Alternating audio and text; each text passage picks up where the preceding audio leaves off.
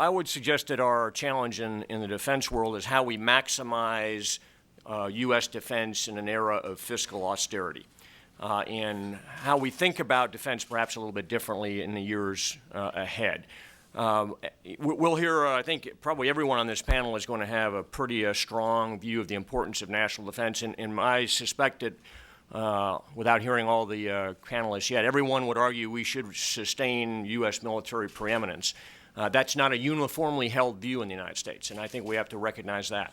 We also need to, I think, clearly recognize defense is going to be competing with some extraordinarily tough budgetary challenges that have nothing to do with the U.S. Department of Defense, the Pentagon, and military services.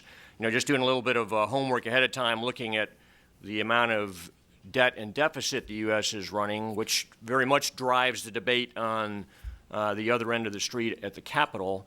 Our debt as a nation in 2008 was $10.7 trillion. I didn't ever remember hearing about trillions until I was about 50 years old, but it's $10.7 trillion. That was in 2008. Today our national debt is $15.6 trillion.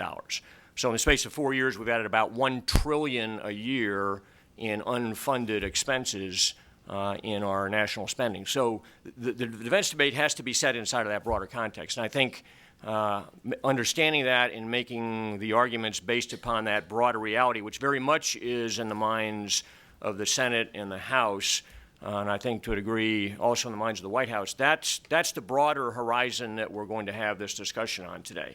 And it's clearly going to drive decisions perhaps at the end of this year about sequestration. It's going to drive what happens with the President's budget request for FY13 and beyond. And it's going to have to be a national consensus eventually about what we do on defense and what we do to address other requirements for federal spending.